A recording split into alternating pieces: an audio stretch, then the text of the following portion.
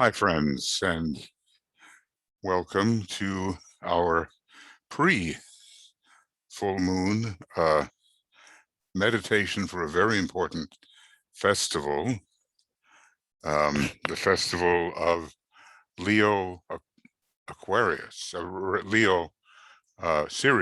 not Aquarius, but that's the opposite sign.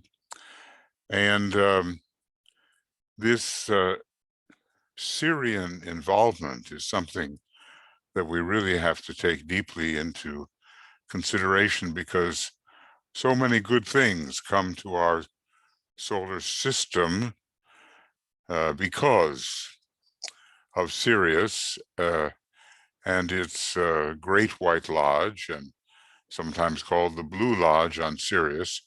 It's the model for all of our initiatory process, which leads in the right direction. There's a fair number of us here, and I'm really glad to see you, and Michael Crow and BL are keeping me on target here. So, hopefully I say that way.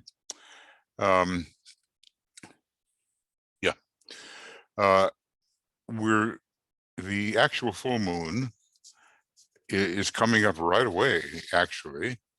So this pre-full moon is just not too many hours ahead of the actual full moon, which is at, we begin, Tuya will begin her broadcast at 1 o'clock GMT. And then an hour and 36 minutes later, at 2:36 and 49 seconds GMT, we will have the actual full moon in Leo. It's going to be one of the most important festivals of the future, where the entire hierarchy, including all the new members, is recognized by Sanat Kumara. It's hard to say what this recognition will entail, but it's a real moment of power. And we know with Leo that there are important rays coming through 1 and 5, and since it is the second of the fire signs, it's connected with consciousness and with the heart and with love, wisdom, basically, and with many initiations, actually, and burning grounds and so forth, as maybe, let's see what you see on the screen here. Yeah, okay.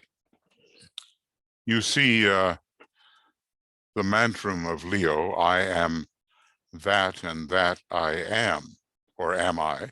It starts with I am, which is simply a separative recognition, and it goes on to I am that, which is considered a unitive soul recognition, and then it goes on to I am that and that am I, or maybe I am that and that I am. I always get those twisted around, and sometimes you get different ones in different books by the Tibetan. But what is that? And somehow it is a nameless something, which is pure being, or what the Vedantists and the Brahmins are looking for, the substratum, which is reality itself. And then there's another, maybe even more mysterious mantram associated with Leo. It goes, I am that I am. So, it deals with the mystery of what one really is. And so much of what we're attempting to do is find our own true identity and not be victims of mistaken identity. It's one of the greatest inhibitors of the realization of reality is to be immersed in mistaken identity. We may think we are one thing, and from the point of view of the great illusion, we seem to be that. But something greater and beyond is what we really are. The Leo is triply ruled by the sun, we know, and probably I won't see this the way I want to. Whoop.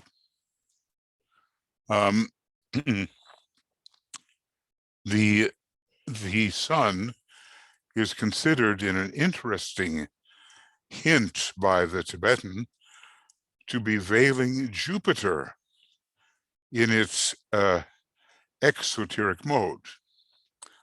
So the sun is not the real ruler. The veiled planet is the ruler.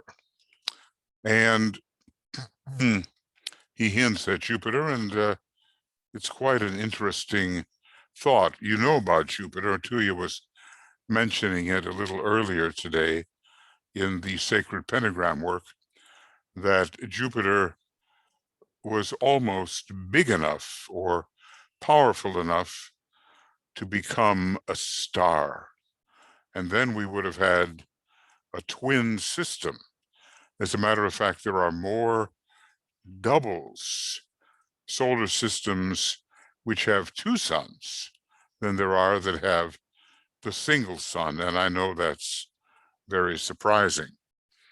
The esoteric ruler is Neptune, and that is dealing with the heart of the sun, the soul of the solar logos, and the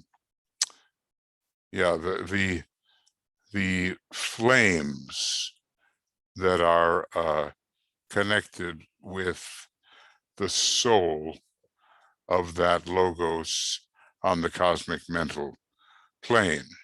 And this is, even though Neptune is very strangely related to our present solar system, so that some theosophical works say it's not even a part of our solar system, and is some kind of visitor, and doesn't conform to Bode's law, whereby the spacing of the planets appear in regular, predictable sequence. Neptune is kind of out of alignment with all that, yet it is a great second-ray monad, and from a certain respect, via the Christ, it can relate us to the cosmic astral plane and to a truer condition of love than we can experience normally on the cosmic physical plane. And then, we also have Uranus, which is the veiled hierarchical ruler of Leo. And when we're dealing with a hierarchical ruler, we're dealing with the energies of the central spiritual sun. Now, anytime you hear the words central spiritual sun, you have to think of the monad.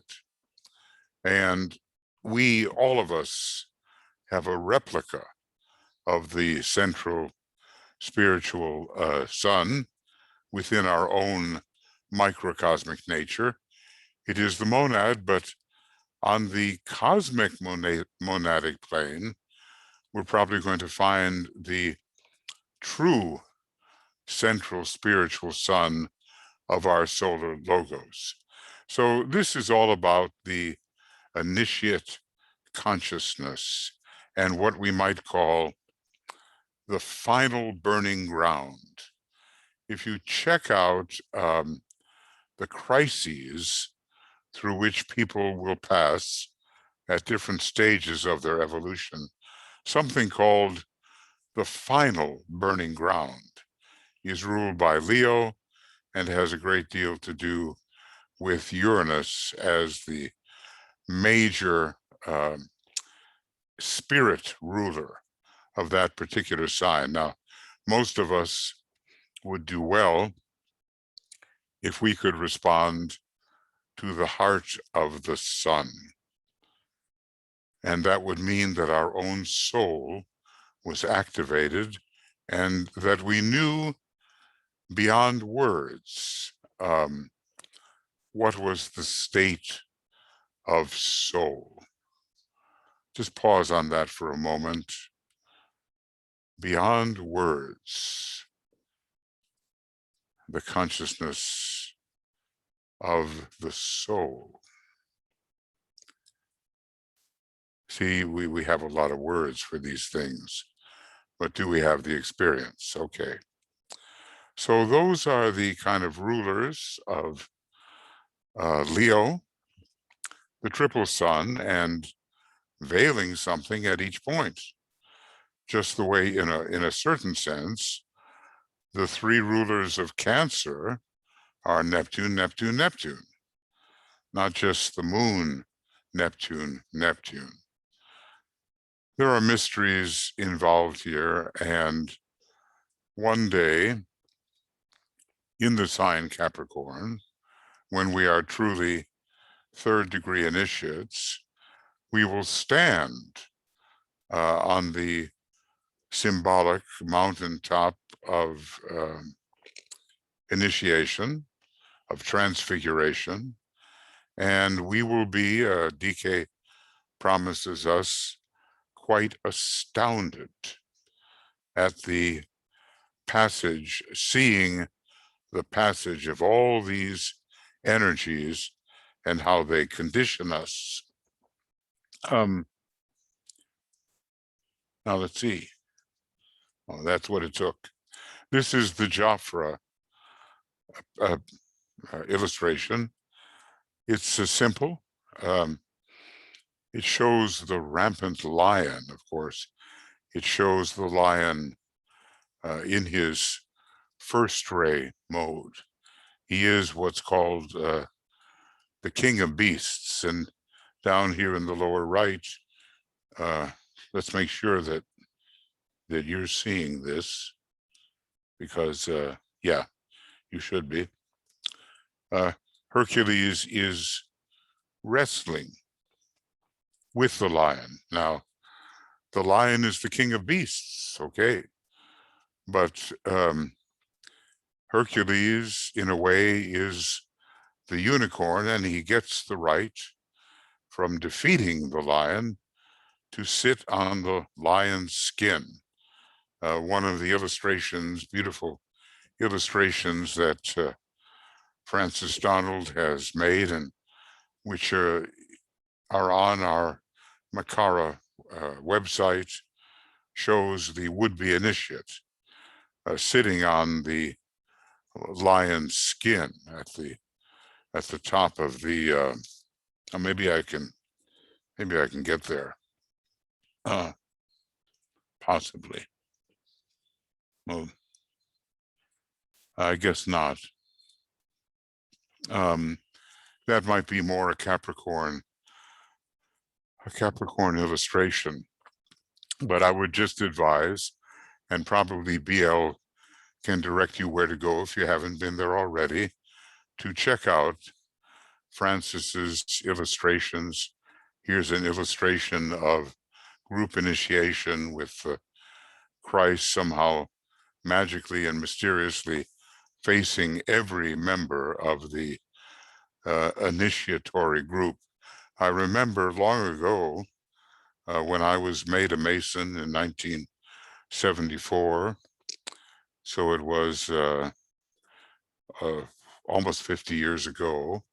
There were a lot of people interested in Masonry, and usually you go through the initiation ceremony on your own.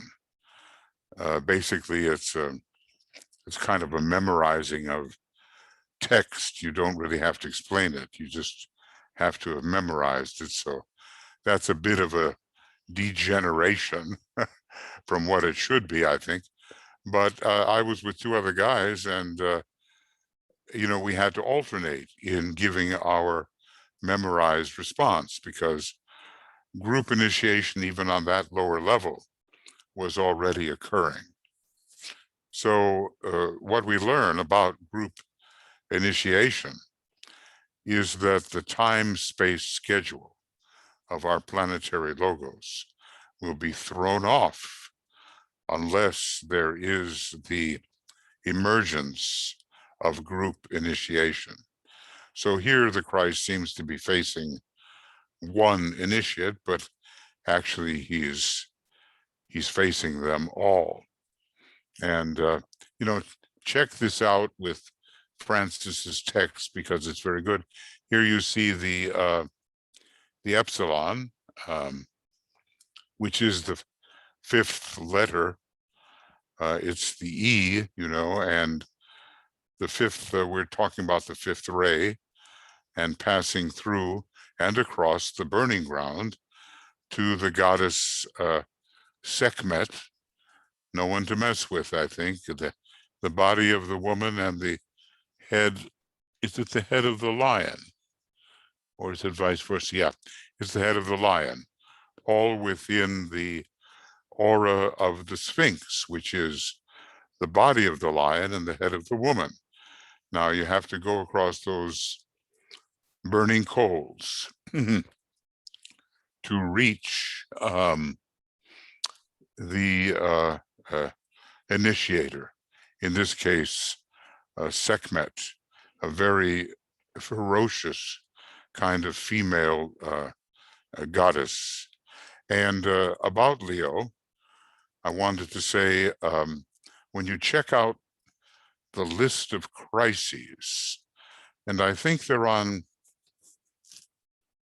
page 273 or 4 of Esoteric Astrology, the Leo is given the distinction of ruling the final burning ground. Normally, a burning ground just gets rid of sort of personality hindrances, which keep you from going through the magnetized door. And maybe for the first 3 initiations, that's the case.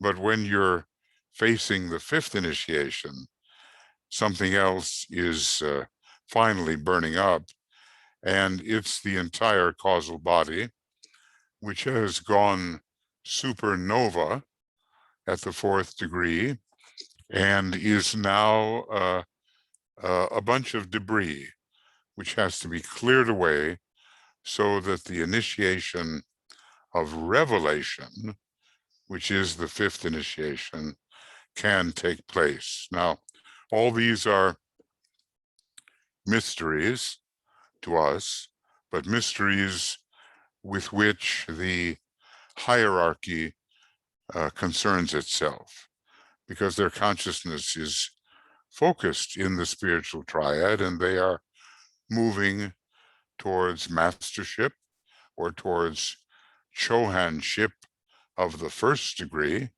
becoming planetary spirits, or Chohanship, like the Christ and Buddha, working on the 2nd degree, which is really the 7th degree. So the Egyptians really knew something, and they had a special relationship with Sirius.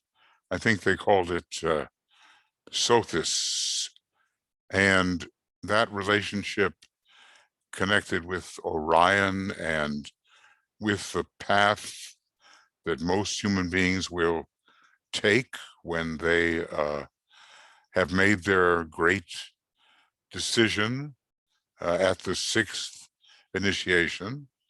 The majority of human beings will, the bulk, as it is said, will go to Sirius to be trained as solar angels, and will come back. Well, when will they come back? Will it be in this solar system?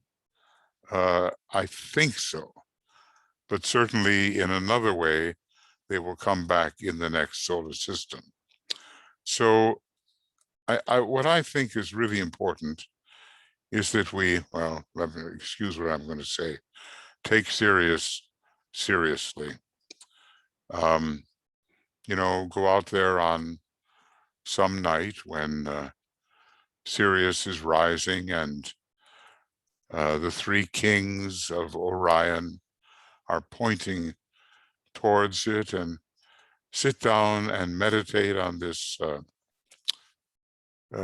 whitish blue star, but which has, in a way, all the different colors sparkling in it, and try to realize the potential of this star and what it has meant to humanity over thousands of years, and probably over millions of years.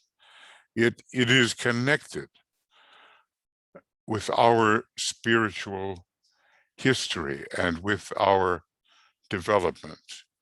And like Alcyone and some of the other noteworthy stars, the stars of the Great Bear, Dubhe, and Merak, and so forth, it must not be overlooked, because the true path to initiation is the Sirian path. And if we go into the desert, allegorically speaking, after we are baptized with fire, now these days, baptism through fire, we will be confronted with certain temptations, which, for the sake of convenience, we can call the world, the flesh, and the devil. And if we pass those temptations, as the Christ has demonstrated how to deal with them on a much higher level than we will have to deal with them, then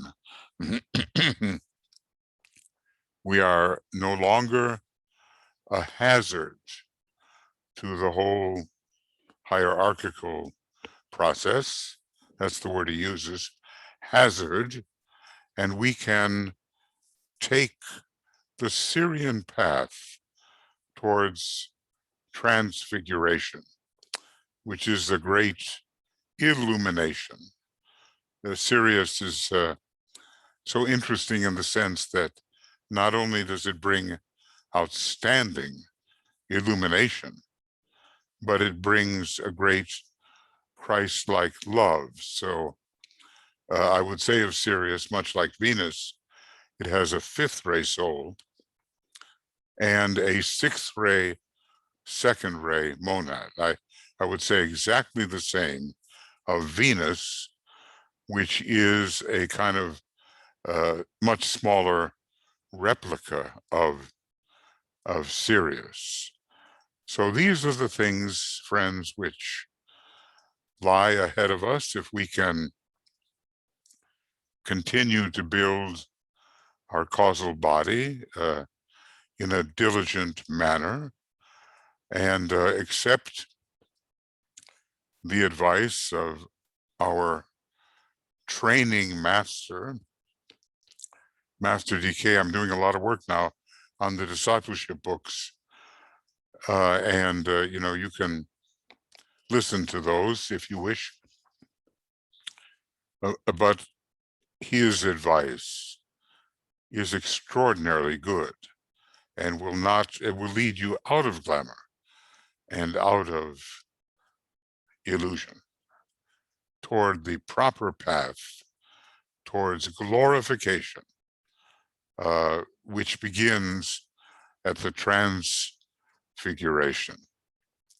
Now, I just want to say, I know Francis has some wonderful things that he has said and rather than get into them right now, I'm just going to recommend that you go to, I think it is Moria Federation BL, isn't it? Where we find his Yes, work. I put the link in the chat for everyone. Thank you. I always remind us of that because Francis is such a multi-talented person, and you probably, some of you, attend his webinars on the secret doctrine and on the secret teachings of all ages. And they are very good, very good. So it's part of his offering, whether it happens to be in art or scholarliness or music, a real Ray 4, Ray 2 offering. And I'm just saying, and we have in our weekly schedule, somewhere here, I'm not even sure where anymore, but we have in our weekly schedule when Francis will be presenting. And I'm not sure, is it this coming Sunday? Is that correct? Or I wish I had that in front of me, but I don't exactly want to go. Michael, I'll put it in the thing. No, it was last Saturday. Okay. So his next one is Secret Teachers of All Ages on the 1st of August. Okay. Well, we're getting there. So it's a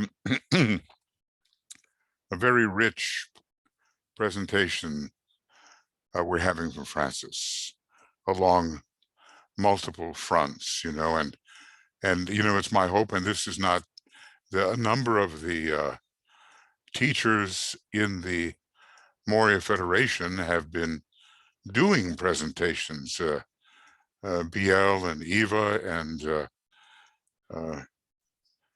well, I'm forgetting. Nicole and David Hopper and a lot of us. Thank you. That's great. To just kind of lose my mind a little bit here.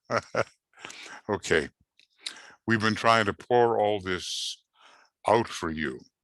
So during this 4 years or so, a little less now, before the great convocation of 2025, we get as solid a foundation of the great teaching as may be possible, and then Master DK will continue with his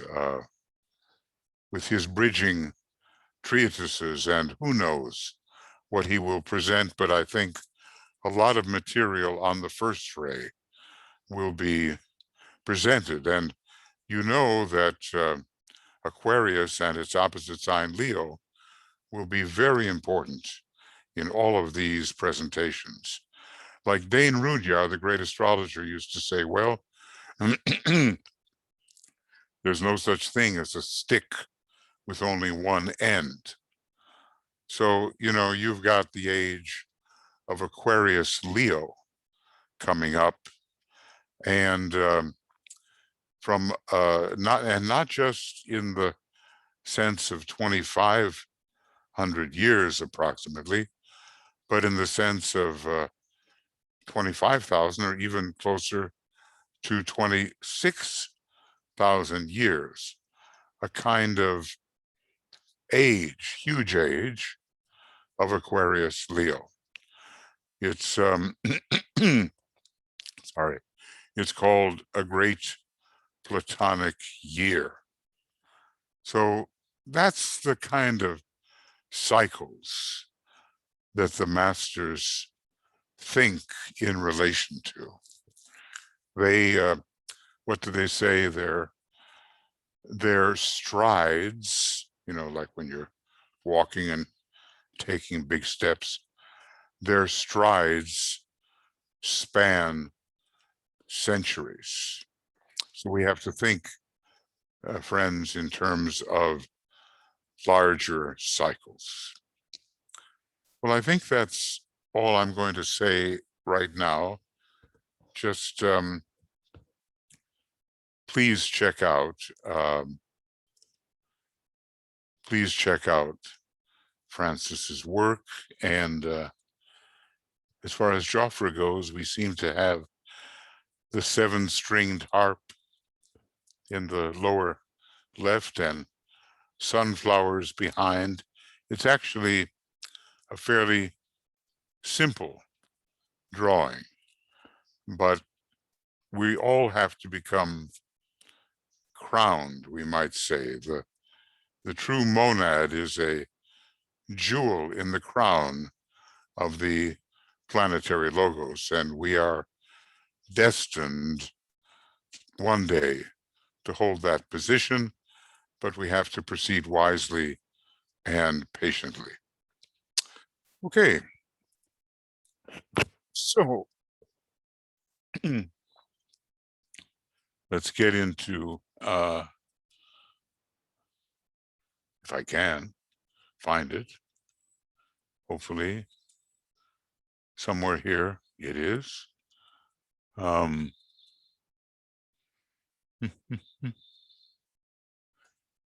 Let's see. Maybe this is, one of these is it. I guess this one. Yep. This is our meditation.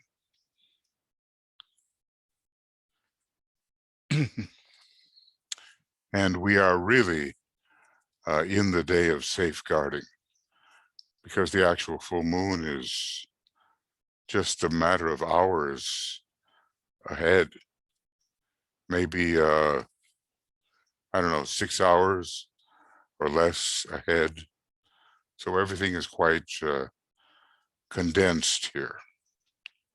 And I'll try to make this big enough so I can actually see something.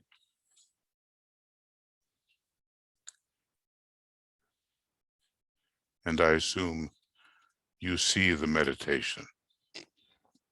Okay. Yes, we do. And yeah, that's it. Let me know in case I'm doing my favorite thing, talking about something that doesn't appear on the screen. So the days of confidence and aspiration and dedication are past now, and we're into that day of safeguarding. Now, we don't know in what manner DK is treating our approaching groups. Obviously, he is aware of them, but he had a special responsibility to the groups he had assembled 90 years ago. And, said, look, I'll be watching for group approach in the 12 hours preceding the full moon. So maybe something of his vigilant watching is occurring as we receive and hold these really potent energies. And then we'll be facing the possibility, and Tuya's work with the sacred pentagrams will help, days of registration and the sense of expectancy.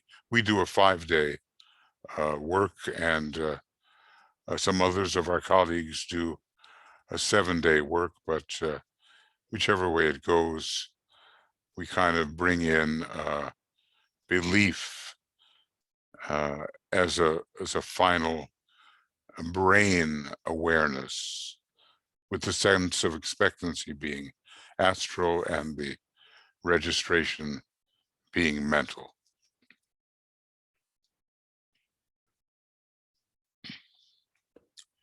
So we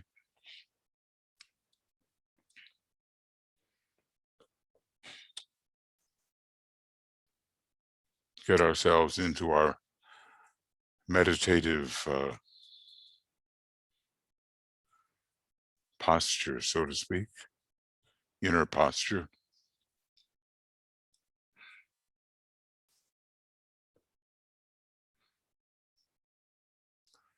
And we withdraw our consciousness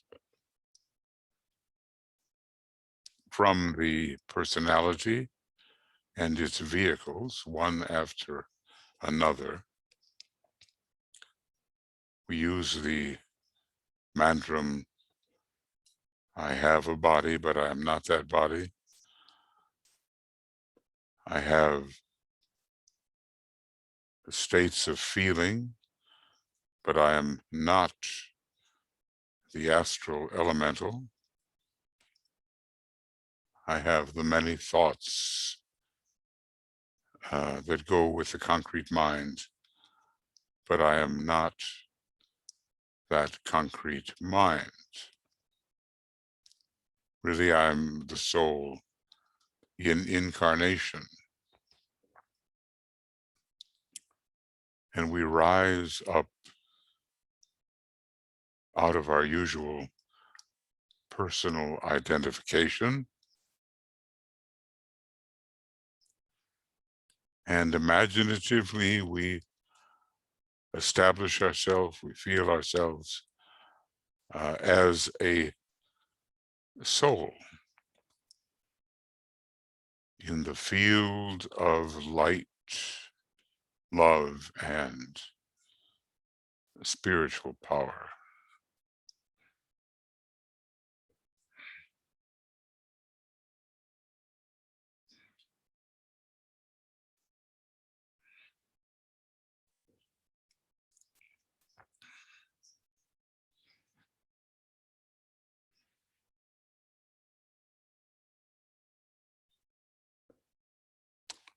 And a very special kind of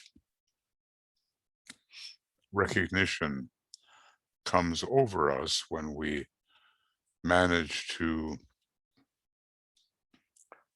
identify as the soul. It's a lot different than just talking about it.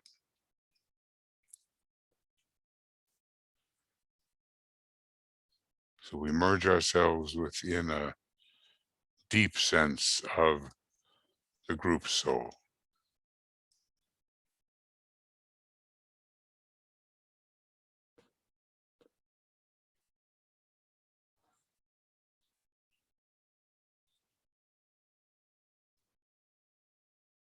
Somehow there is a unity among us. We're not just separated meditators in different parts of the world. We've stepped into a sense of unification with each other. And in the same way, we unite in soul with the spiritually minded people of the world.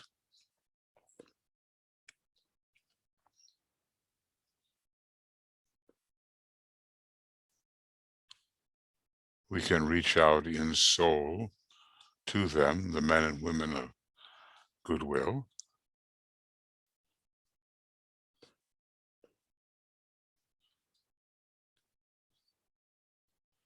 And even more so, the new group of world servers who are serving more regularly and with greater intensity and determination than will be possible for the average man or woman of goodwill.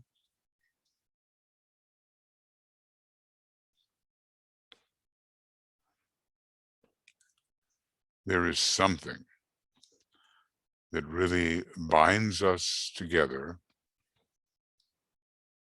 in the state of soul.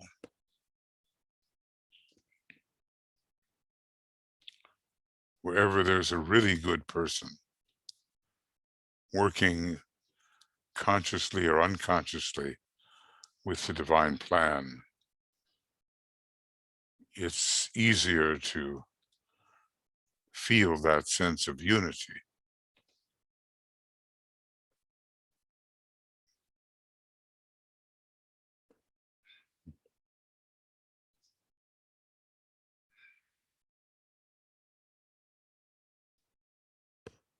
And it wouldn't make any difference in what country we imaginatively search, we will find the members of the new group of world servers. But still, there is the one soul of all humanity. And DK advises in Rule 5, no longer to use the thought, thy soul and my soul and thy soul. Don't use that thought. In words we often do, but it's not really correct.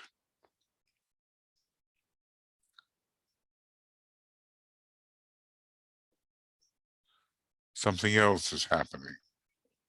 And we begin to realize the truth of the great mantram, second ray mantram, naught is but me.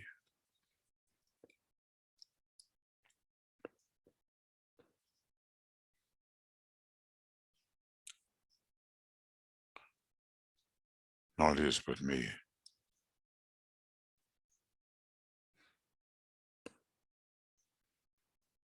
And that is so powerful and so different from thinking of people as individual or separated, which really isn't true.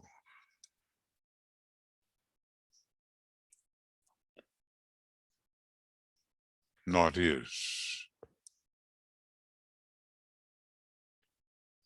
but me. It's a great inclusive state of mind.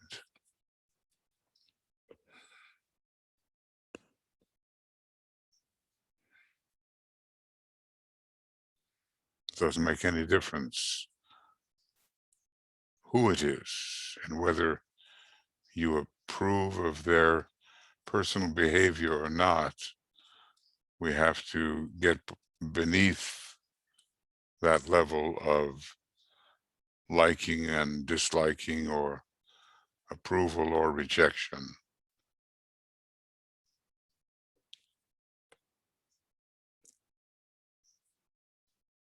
Never easy to do. Naught is but me.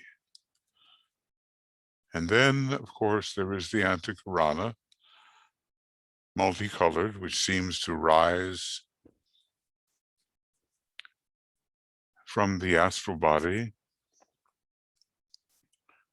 through a pool of retained energies around the mental unit on the fourth subplane of the mental plane. We pull in the light of the soul, the love of the soul, the sacrificial will of the soul, the sense of synthesis of the soul, and the dominating monadic will centering itself in the jewel and the lotus. This is the pool of retained energies, and it as if passes from the astral body to the Buddhic plane through that pool. But really, we see, for group meditation purposes, more of an indigo hue for the whole Antikarana.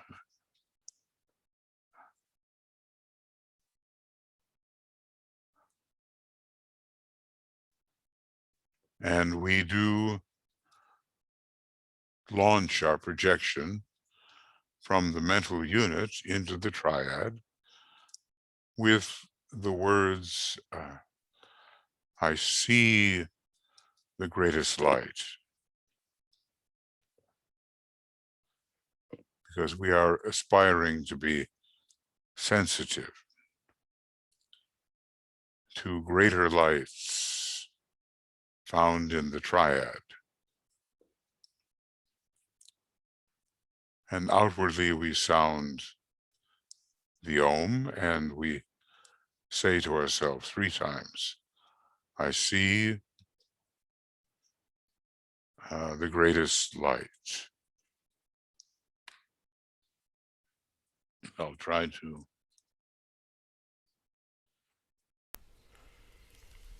use the original sound. Hopefully it's not too bad, so that the Om, regardless of my voice at the present time, can be sustained. I see the greatest light, Om.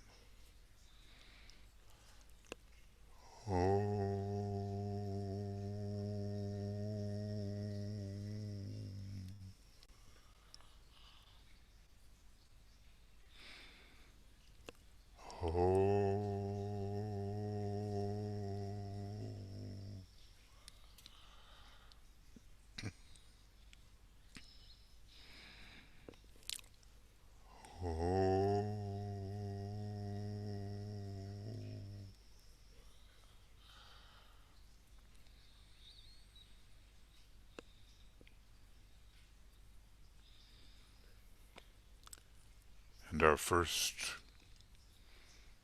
point of approach is the monastic permanent atom on the highest sublevel of the mental plane. We're not going to reach it immediately, and nor are we going to reach the Buddhic and Atmic permanent atoms. They are too far beyond reach, but some response may come that indicates to us an aspect of the greatest light.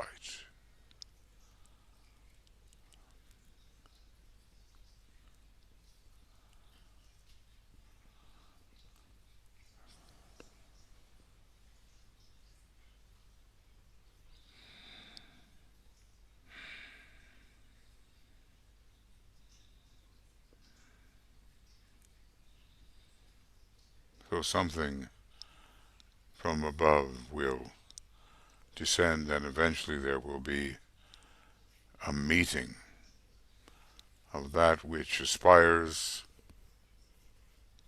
or projects and that which is evoked and responds to the projection.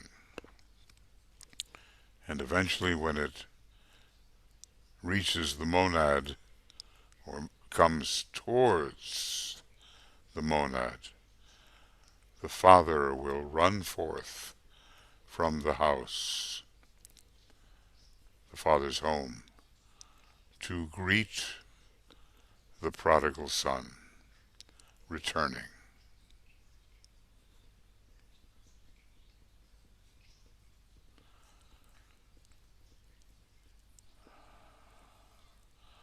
So a kind of wisdom is coming to us. We can expect it now. A kind of wisdom.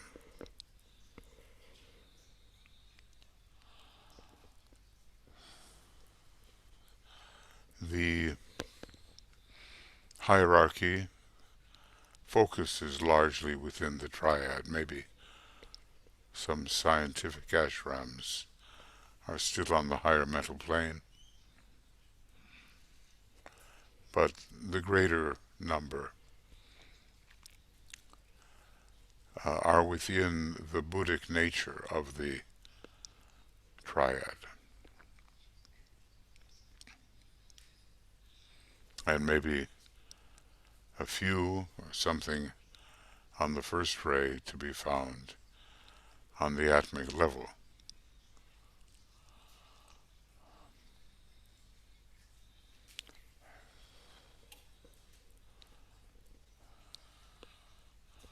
So we will express our solidarity, which we must always sustain, with our elders, those who have gone on before us.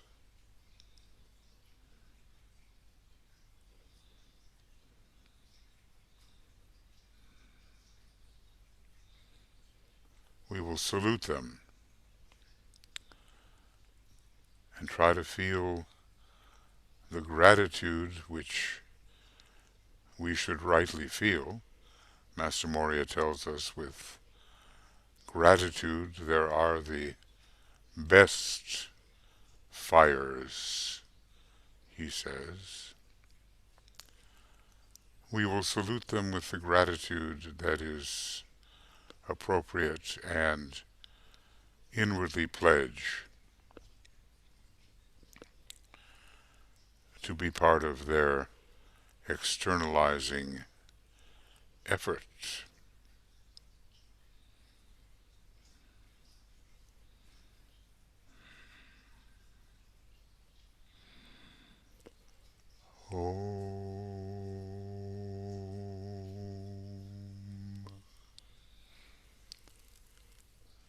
Salutations to the Christ, the Master of all masters, and the teacher alike of angels and of men.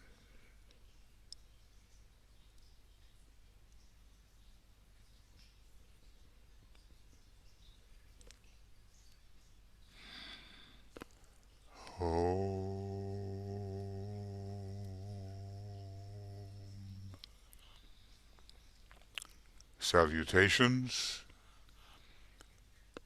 to the triangle of masters with whom we most usually work most closely. Master M, KH, and DK.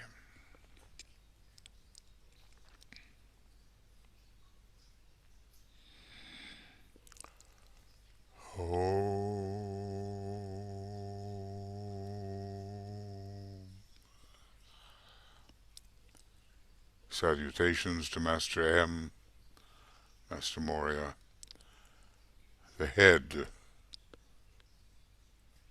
of all esoteric schools and organizations.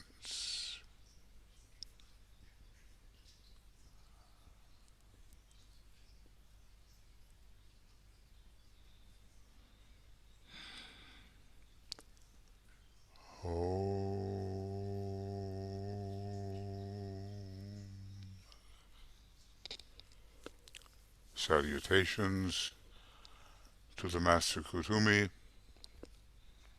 whose ashram is most involved in preparing the way for the coming of his brother, the Lord Maitreya. Salutations. He will be the Christ or Bodhisattva of the age of Capricorn.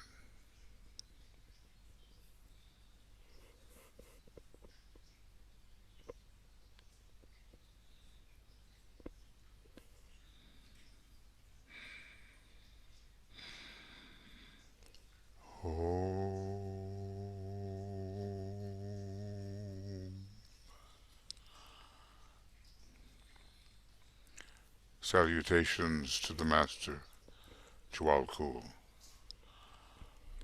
who has, as the sanctioned messenger of the hierarchy, given us the blue books and so much of the secret doctrine as well, and intends to continue the bridging treatises. His is the training ashram, training us for deeper discipleship and even the first three initiations.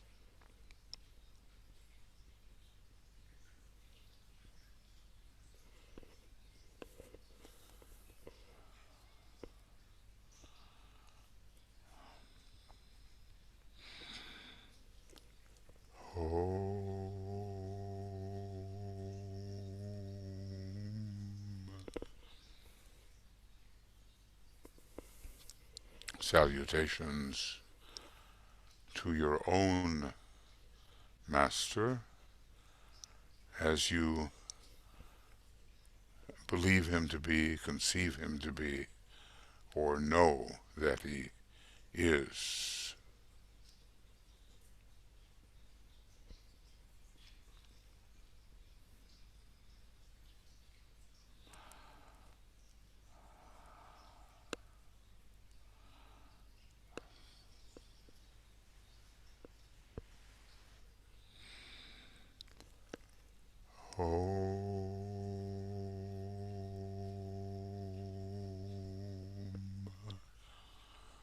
Salutations to the entire spiritual hierarchy of our planet.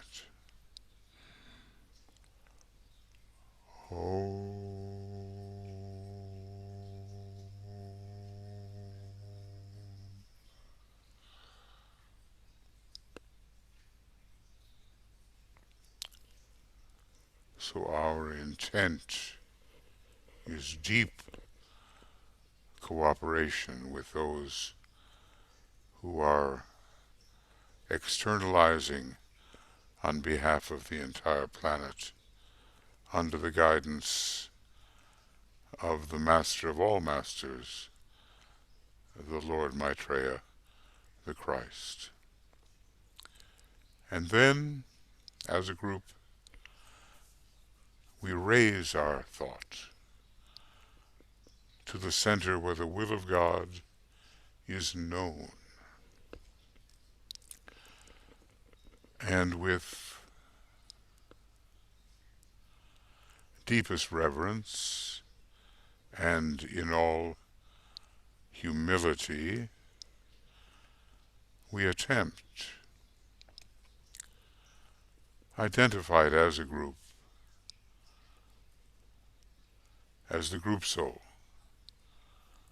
to attune with the presence, the imagined presence of Sanat Kumara standing at the center of that point of tension we call Shambhala.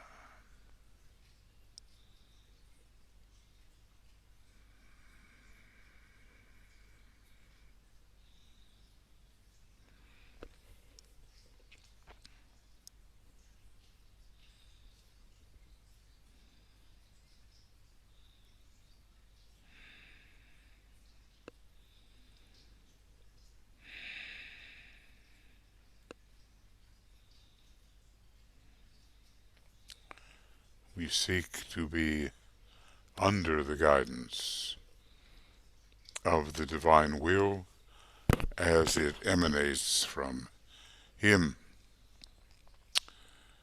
And inwardly we sound a long, silent Om, imagining the group imbued with His energy.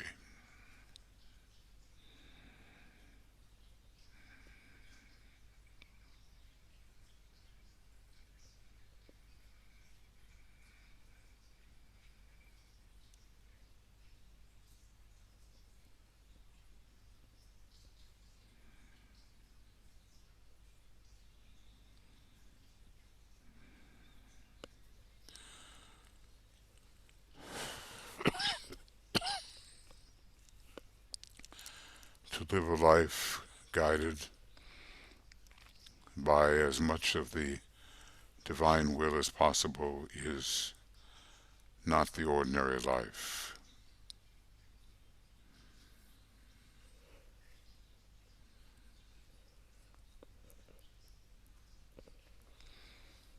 And then we will begin our imaginative journey on the golden pathway into the indigo sphere, related to the blue or indigo logos. So all of us are as if condensed into a point.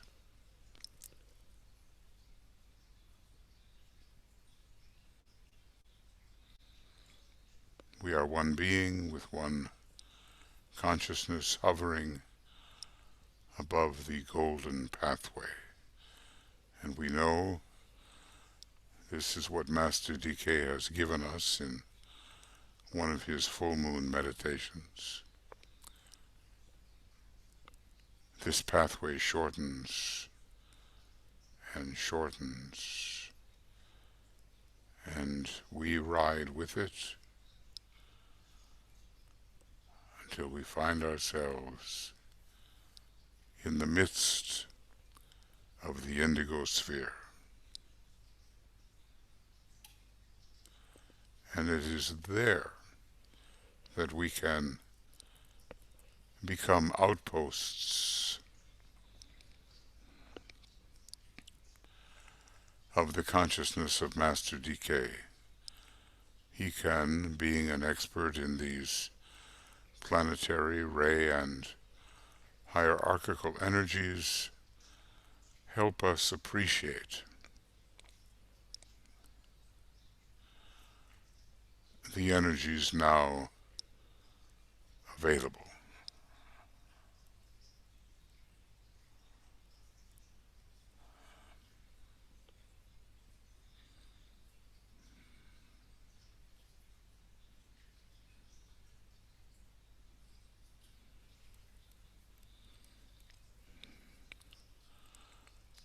In a way, we will meet our image of the solar logos and the planets veiled. Jupiter, Neptune, and Uranus. Neptune of the deepest indigo blue, a beautiful planet, and Uranus having the blue-green, and Jupiter, one of the gas giants, with a great red spot. So we ponder here on the power of the sun, the vehicle of our solar logos, who is called Helios, the Most High. He is Soul, S-O-L, the One, He who stands alone.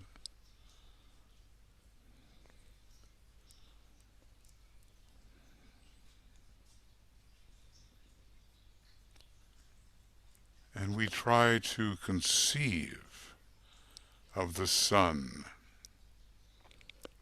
as the great symbol of microcosmic and macrocosmic identity on three levels.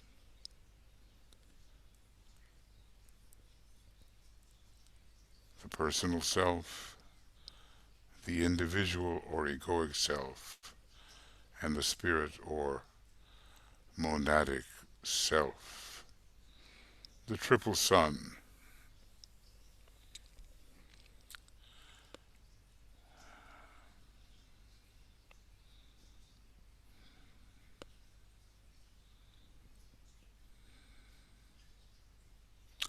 And we realize that the solar logos and his vehicle, the sun, as the effective source of life, a great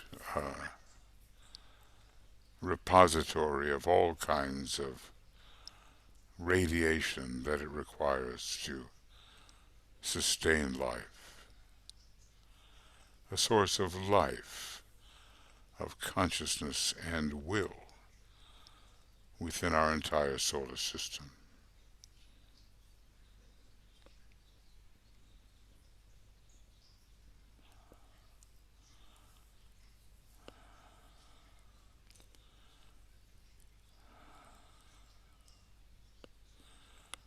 Without staring too intently at the sun, it's good to radiate or meditate in the presence of its radiation and to realize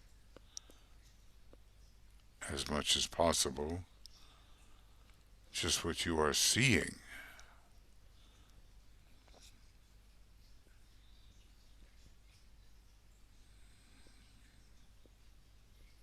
Imagine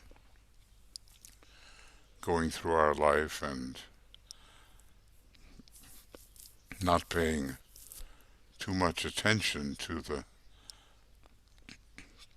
body of the solar logos on our own levels. It seems like a huge evasion of that which can truly reveal the mysteries of our solar system. As a monad, we realize that our true home is found within the sun.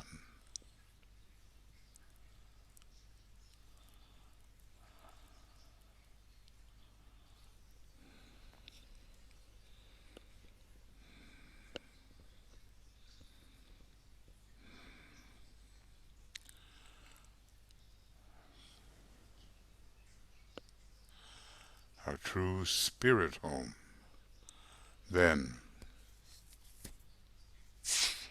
is within the sun.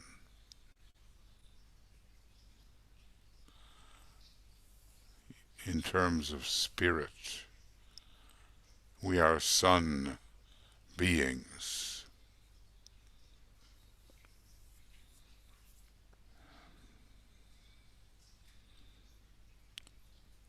It's easy to forget down here in this lunarly conditioned world.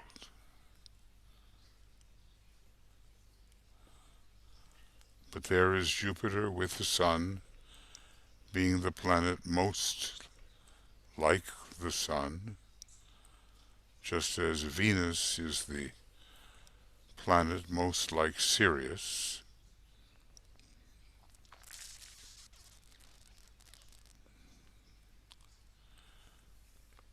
And as we ponder our true monadic home within the sun, we realize a tremendous inclusiveness,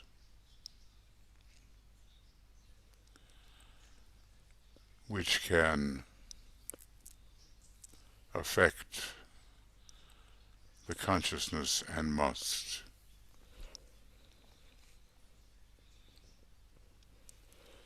And then we can move on to the beautiful blue of Neptune, esoterically. The sun veils Neptune esoterically. And Neptune is the home of the solar flames, a higher octave of Venus.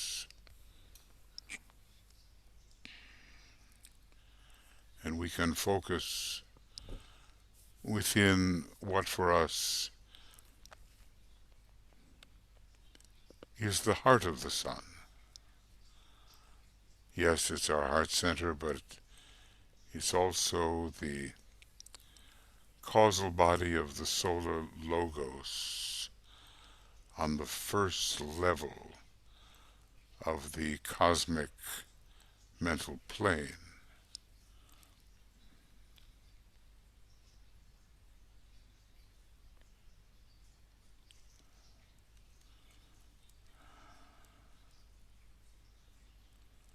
So this is the soul-centered alignment.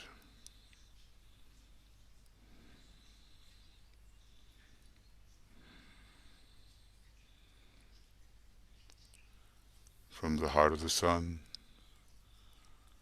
through Neptune, through Venus, through Sanat Kumara, the Lord of Venusian love, in Shambhala, through the Christ and his hierarchy, through the group soul and your own soul nature, and into the heart, in the head centers, and the heart centers of all group members, including yourself.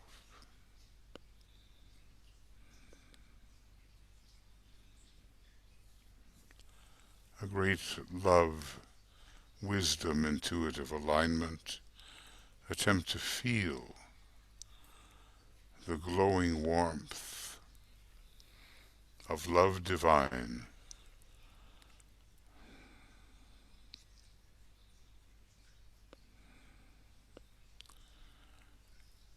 expressed through the heart in the head center and as compassion and selfless love through the heart center.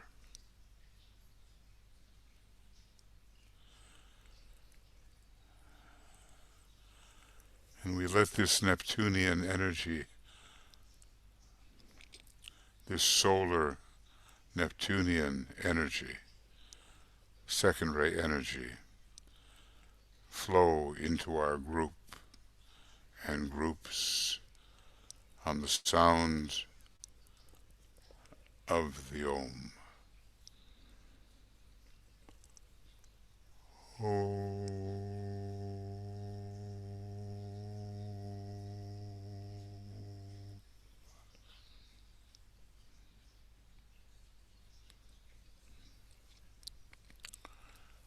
Let that alignment really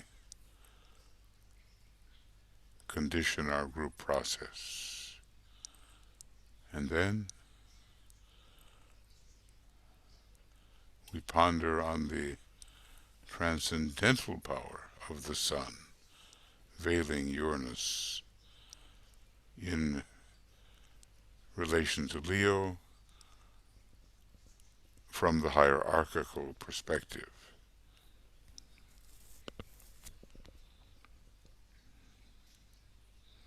Maybe we're not there yet, but some are approaching.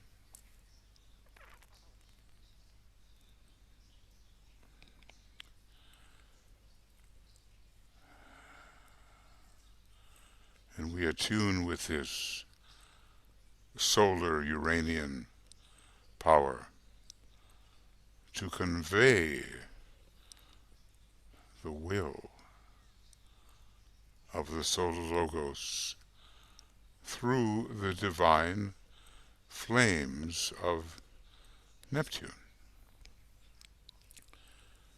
The will also of our planetary logos and the will of the monad, the very center of our own system.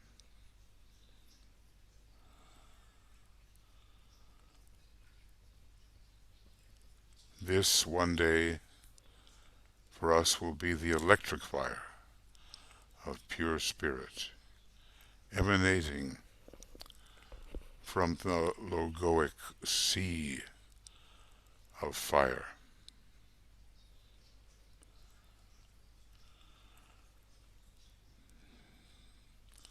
Passing through you as a monad,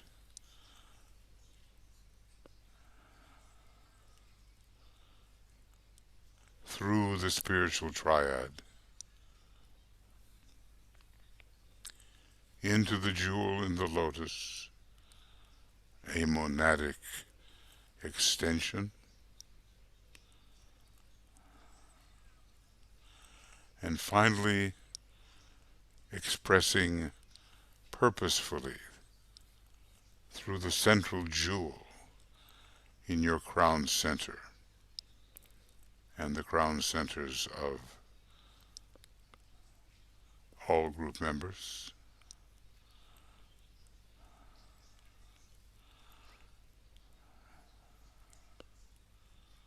Very high things we're talking about here.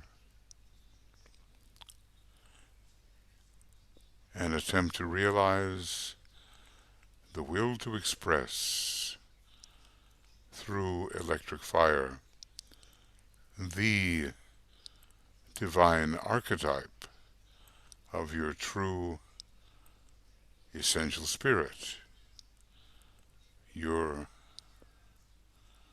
essential identity, and attempt to realize the occult oneness of all. We will convey this to the group, the flash of the occult oneness.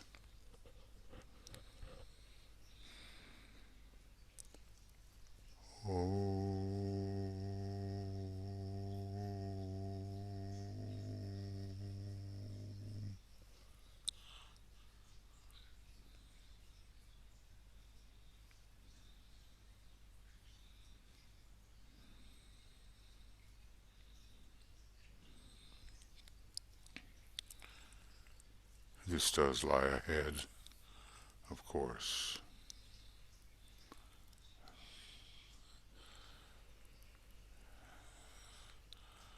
And we raise our consciousness imaginatively towards the solar logos and toward the sunshine of the major sun,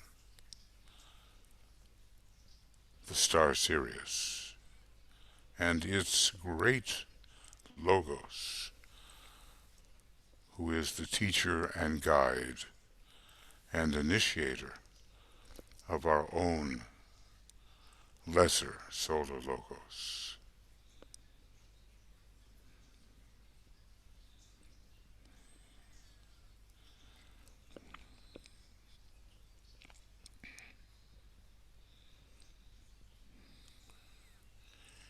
It is an intimate relationship.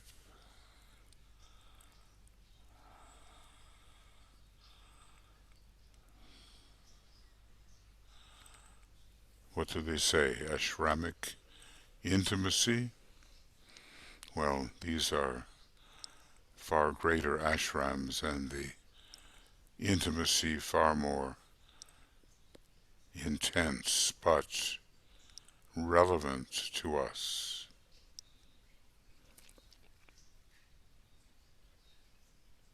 So we attempt to feel this stream of Syrian energy at this time of the full moon in Leo.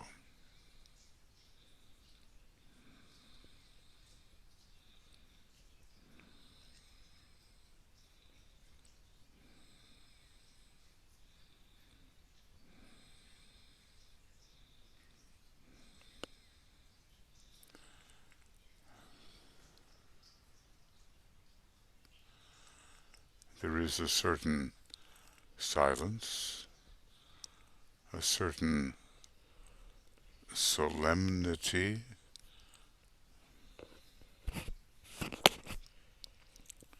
in this process.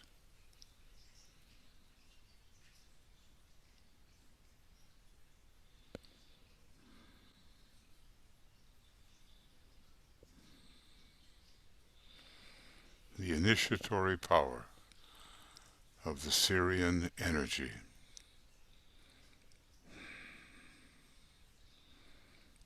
on whose stream of initiation we are meant to travel, even though the path to Sirius might not be our own path.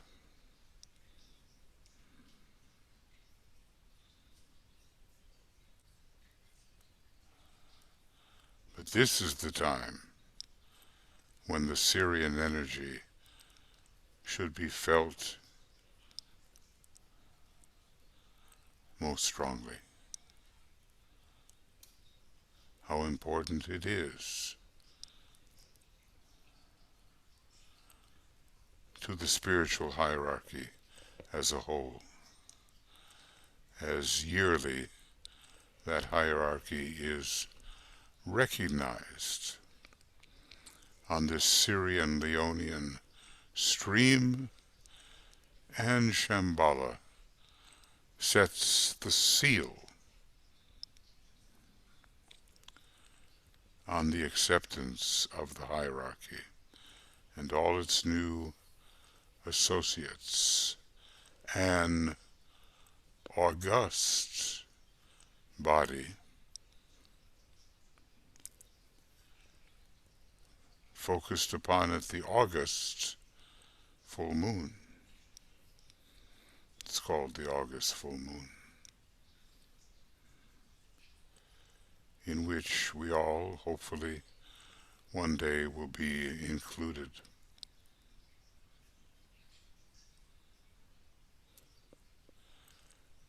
So let's realize this Sirian stream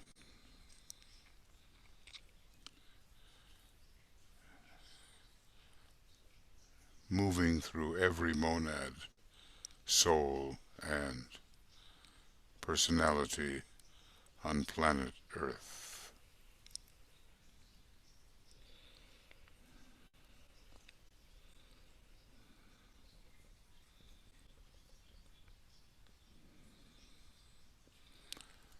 Let's treat this as a holy time. It's rare that such high energies are available. It is rare. And in the silence, perhaps,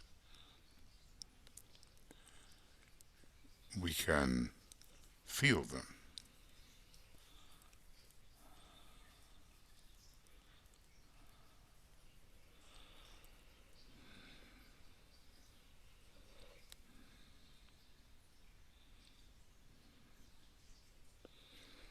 So, we open ourselves to the Leonian energies and its light. It's called the light of the soul. We open ourselves to Sirius Sothis. We ponder deeply that which can be discovered on the Sirian line of initiation. I am that, and that am I. We ponder that mantram and we intensify it as the time of the full moon will approach at 2:36 and 49 seconds GMT. For us tomorrow, well, GMT is tomorrow morning, GMT.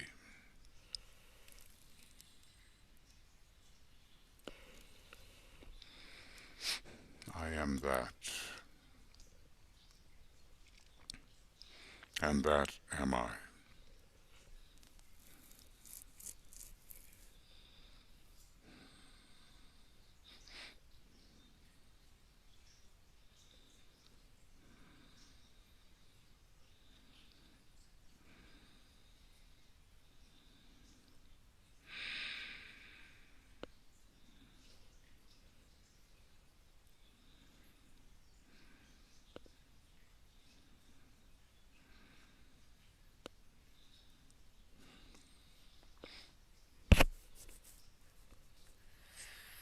And this means we will not be satisfied with being a tiny, isolated human unit. That is simply a Maya, and we can go beyond that in the understanding of I am that, and that am I.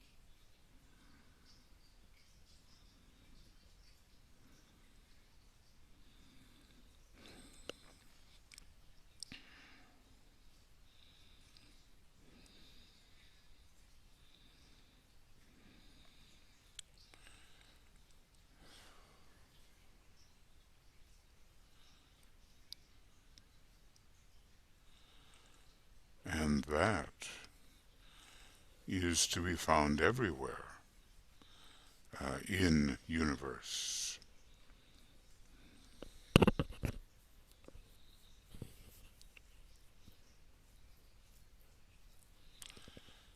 And finally, even beyond the confines of any universe.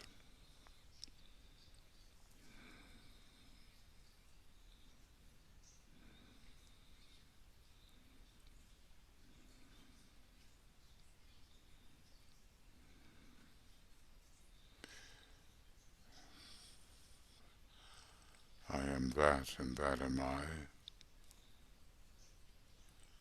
is such an elevation from our usual self-conception.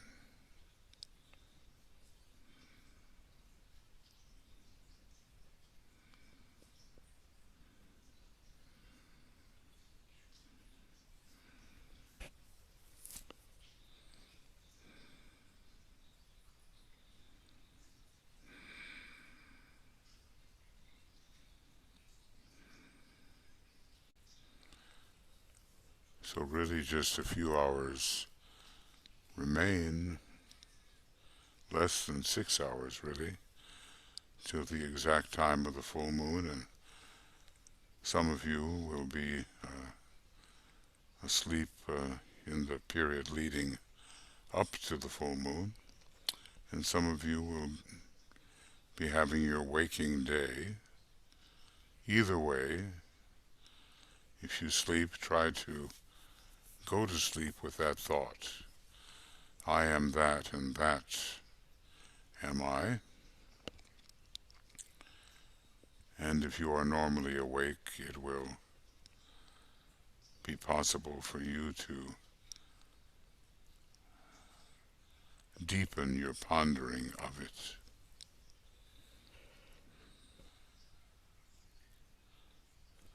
And so, within the heart and the head center of the one about whom naught may be said, the constellation Leo is one of the 12 petals.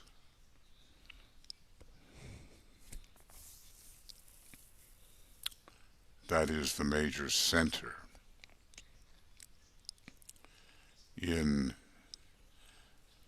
that logos, and in any logos or man.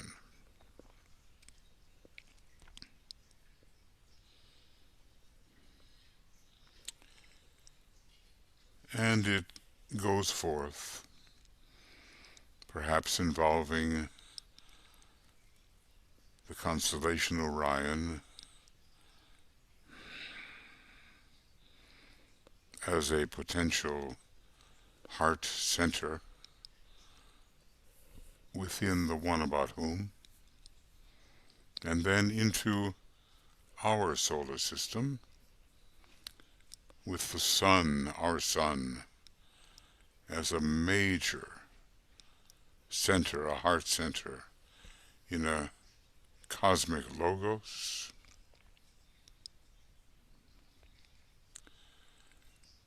And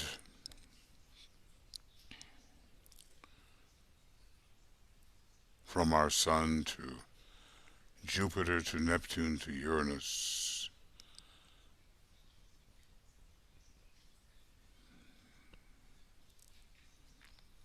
and thence to our planet, assembled as energies in Shambhala,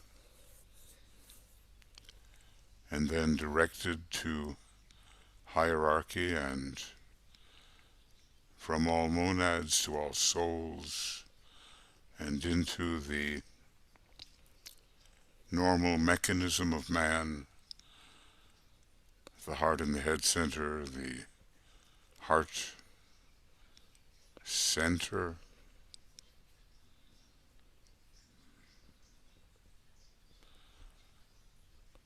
from very high places. The energies now available are streaming forth.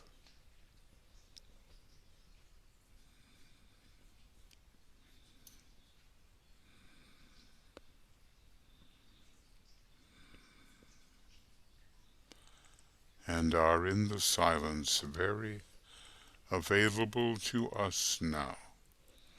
And with that stream, the Sirian energy flows. Keep both in mind. Leonian energies combined with Sirian energies,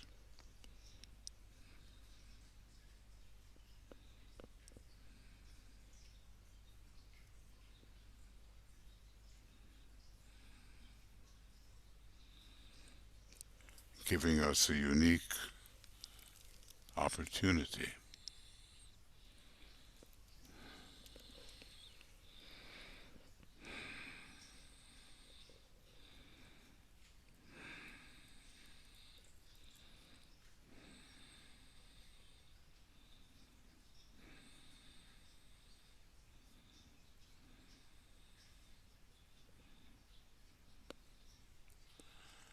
Let us be sensitive enough to realize the nature of this opportunity, or at least something of it.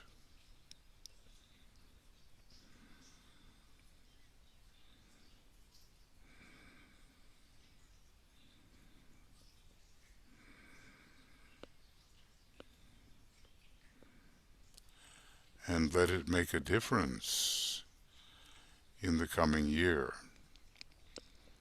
so that maybe we can pass those temptations, and we can direct ourselves along the Sirian pathway, which leads one day to the fifth initiation. There is a difference between that Sirian path and the way of higher evolution, which takes the bulk of humanity to Sirius.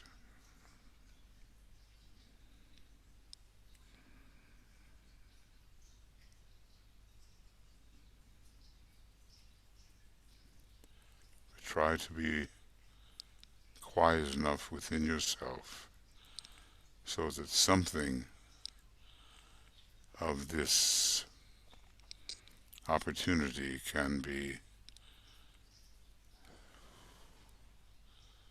realized.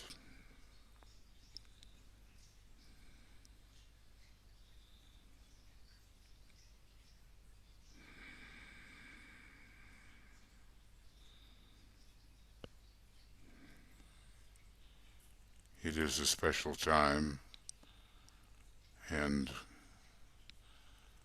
on the sound of the Om we can, as it were, direct these two streams towards an area of the world which really needs their combined energies.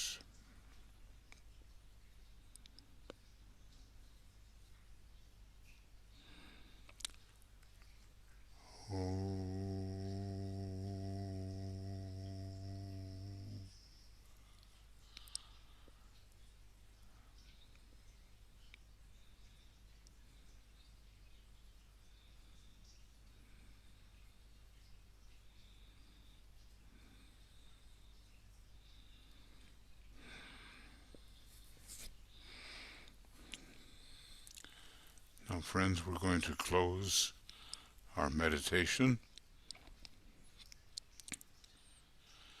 with the great invocation.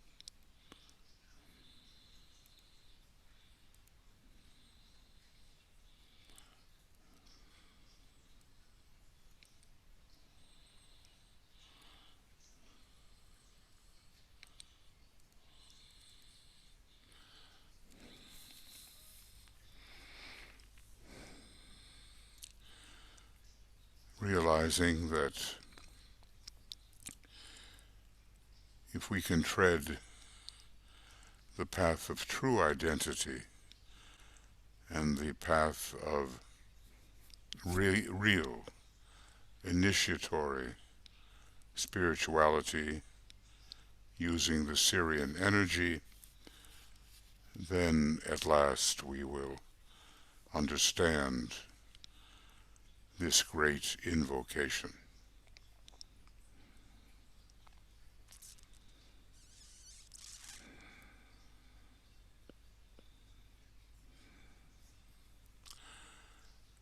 From the point of light within the mind of God, let light stream forth into the minds of men. Let light descend on earth.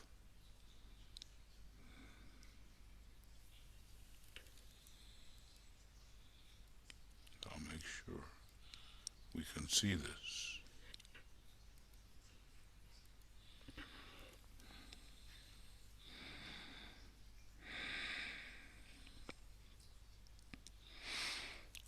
From the point of love within the heart of God,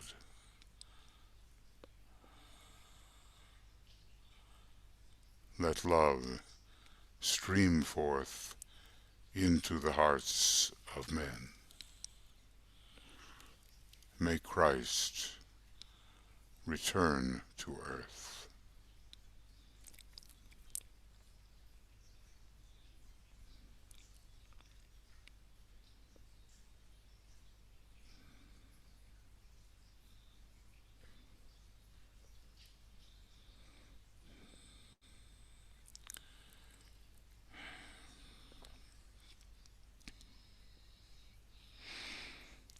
From the center, where the will of God is known,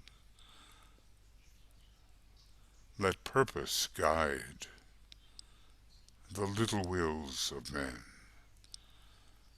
the purpose which the masters know and serve.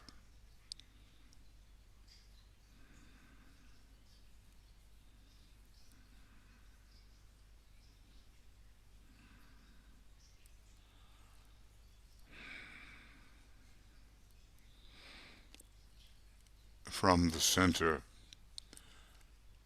which we call the race of men, let the plan of love and light work out, and may it seal the door where evil dwells.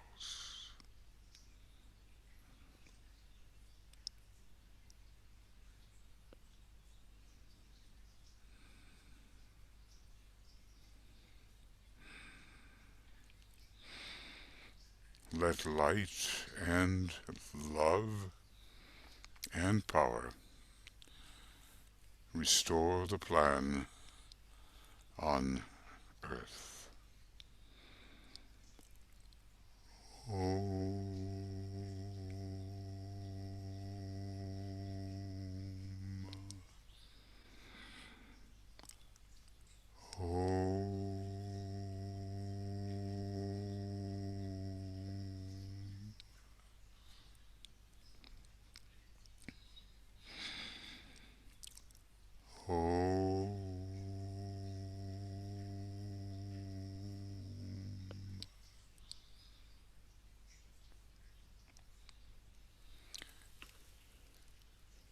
Friends, we have just about 4 hours before we meet for the beginning of the actual full moon service meditation, and then again at in 5 hours and 36 minutes from now we will have the actual full moon. So at 2:36:49 GMT. I hope to see some of you there,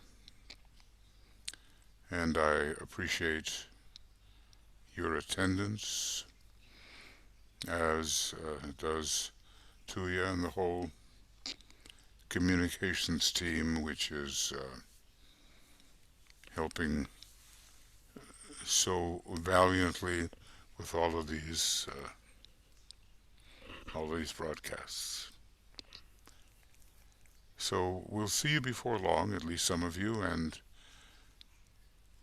keep in mind the Syrian path, and I am that, and that am I. And maybe we can get this, depends on how fast it converts, but maybe up on Makara, I don't know, or YouTube channel.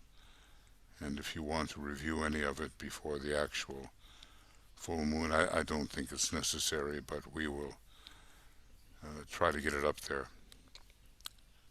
best we can. So, lots of love, many blessings, and we'll see you soon. Bye-bye.